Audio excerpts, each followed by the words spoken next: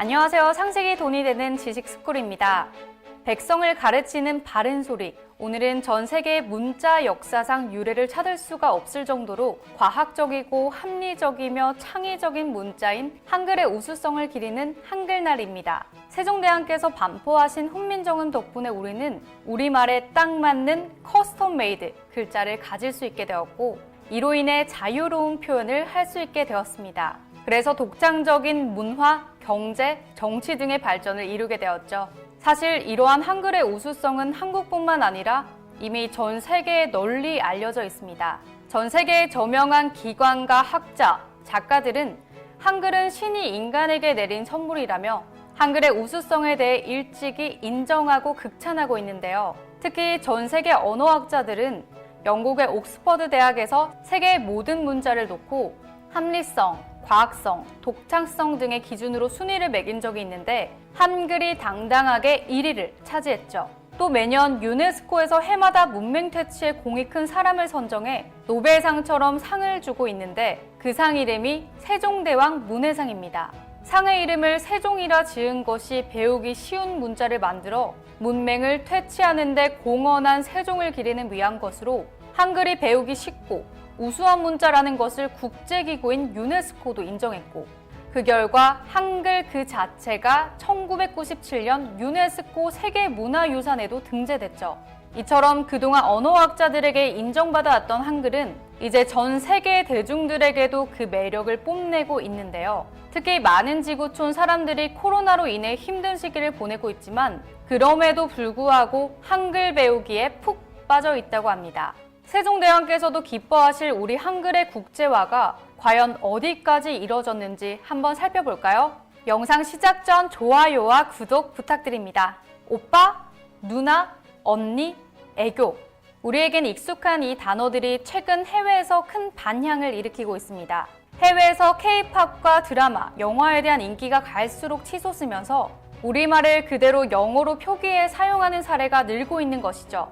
가장 좋아하는 이란 신조어인 최애, 볼수록 매력있다 라는 말을 축약한 볼매 등의 표현도 그대로 해외에서 사용되고 있습니다. 특히 해외 K-팝 팬들은 영어 대신 국내 팬들이 쓰는 말을 많이 사용하는데요. 그룹에서 가장 어린 멤버를 The Youngest Member로 말하는 대신 막내라고 부르고요.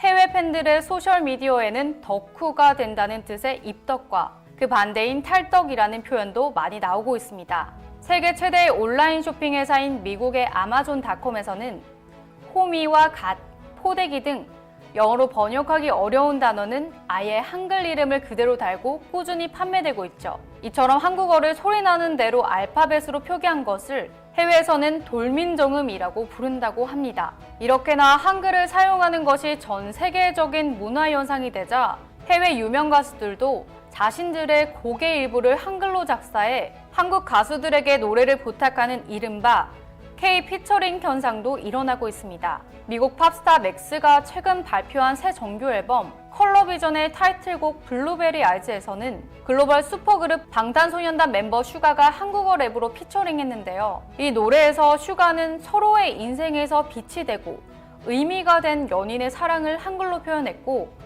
뮤직비디오에서는 한글 자막도 등장합니다. 슈가의 한국어 피처링은 이번이 처음이 아닌데요. 지난해 12월 발매된 미국 팝스타 할시의 신곡 슈가스 인터루드에 프로듀서로 참여해 작사, 작곡뿐만 아니라 랩 피처링까지 맡았습니다. 슈가는 이 노래에서 해가 뜨기 전 새벽은 무엇보다 어둡지만 등과 같이 한국어로 작사된 가사를 읊었죠. K-팝 간판 걸그룹으로 부상한 그룹 블랙핑크도 이 흐름에 합류했습니다. 지난 5월 세계적 팝스타 레이디 가가가 발표한 샤워 캔디에 블랙핑크가 피처링을 했는데 노랫말에 뜻밖의 표정 하나에 넌 당황하겠지, 비싼 척이란 말들로 날 포장한 건 너야 너야 등 한국어 가사도 포함되어 있죠. 특히나 외신들은 세계적 팝스타와 톱 K-팝 걸그룹이 만나 엄청난 성과를 거뒀다는 점에서 크게 주목하고 있습니다. 사워 캔디는 아이튠즈 세계 57개 지역 1위, 글로벌 유튜브송 탑 101위를 달성했을 뿐만 아니라 아울러 세계 양대 팝 차트인 미국 빌보드 핫 100과 영국 오피셜 차트 싱글 톱 40에서도 각각 33위와 17위에 진입하는 성과를 거뒀기 때문이죠. 사실 과거에는 한국어로 된 가사와 각지고 딱딱한 어감으로 인해 세계인이 함께 부른 노래 가사에는 적합하지 않다는 박한평도 일부 있었습니다. 하지만 지금은 오히려 해외 팝스타들마저도 한국어로 된 가사를 들을 때 시를 읊는 것 같다. 가사를 찾아보기 전까지 오히려 더 신비하게 느껴지고 가사를 이해하면 그 메시지는 너무 아름답다며 한글로 작사된 가사에 매료되었다고 말하고 있죠.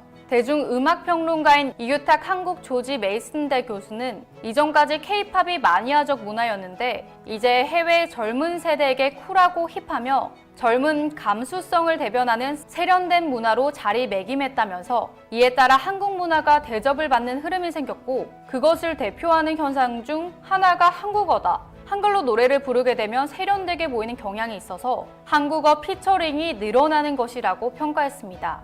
게다가 전 세계적인 한글에 대한 귀한 대접은 K-팝을 통해서만 일어나고 있는 현상이 아닙니다. 세계적으로 성공한 TV 시리즈 스타트rek의 작가 겸 제작자인 조 메노스키가 세종대왕의 한글 창제에 얽힌 이야기를 그린 판타지 소설 킹 세종 더 그레이트를 써서 전 세계적인 화제가 되었습니다.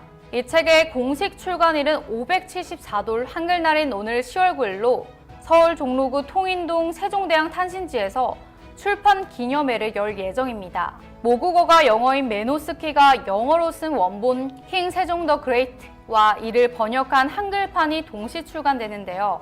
메노스키는 머릿말에서 자신이 20년 동안 한국 영화와 TV 드라마의 팬이란 것을 밝히며 만약 유럽의 어떤 지도자가 백성들을 위해서 글자를 만들었다면 전 세계는 이미 그 사실을 알았을 거다. 전 세계의 소설과 영화, TV 시리즈 등에서 유럽 지도자의 이야기가 소재가 되고 재해석되었을 거다라며 한국 외 다른 국가에서 세종과 필적할 만한 상대가 있었다면 과연 누가 될 수 있을까 상상해봤다. 레오나르도 다빈치가 피렌체의 통치자인 경우일까? 아이작 뉴턴의 영국의 왕인 경우일까? 세종대왕은 신적인 존재와도 같다. 비교할 만한 대상 자체를 찾기 힘들다라고 말하면서 세종대왕과 한글에 대한 극찬을 아끼지 않았습니다. 이어 그는 세종대왕과 한글의 열렬한 팬임을 자처하면서 한글을 처음 알았을 때 충격을 받았다는 표현이 부족할 정도로 정말 놀라웠습니다.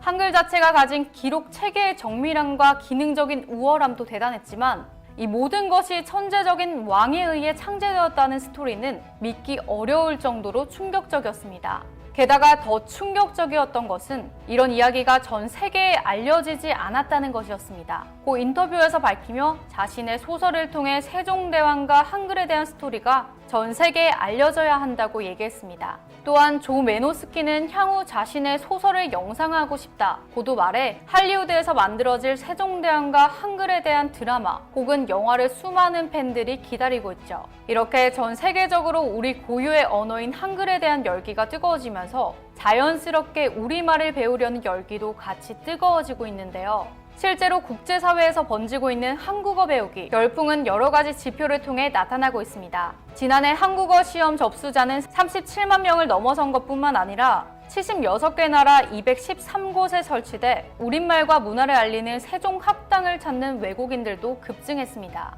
과거 10년 사이 세종학당을 세운 나라 수는 20배나 늘어났고 학당 수는 14배나 늘어났죠. 게다가 올해 세종학당 신규 지정 공모에는 50개국 101개 기관이 신청해 역대 가장 많을 정도로 한국어를 배우려는 지구촌 사람들의 열기가 더욱 커지고 있는 것을 알 수 있죠.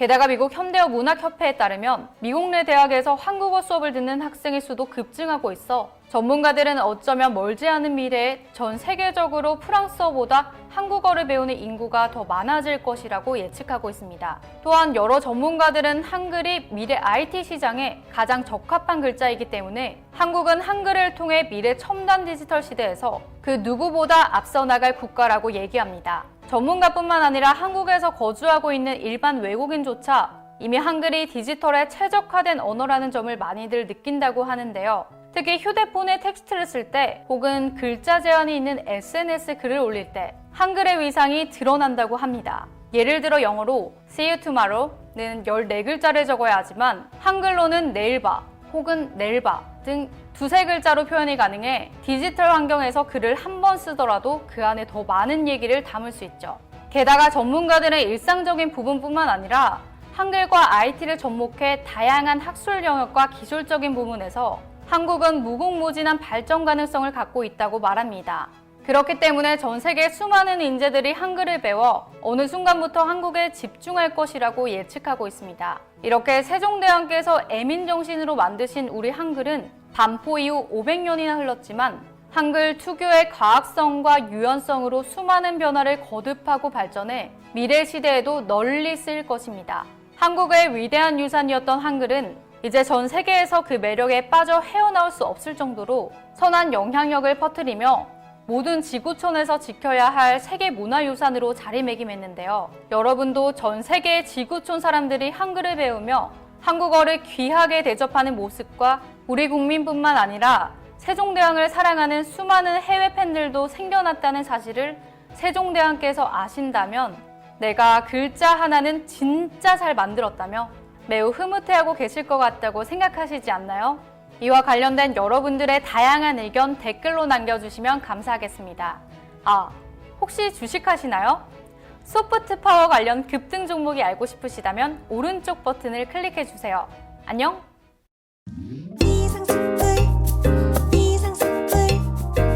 주식을 모르면 이상스쿨. 주식 모르니? 이상스쿨.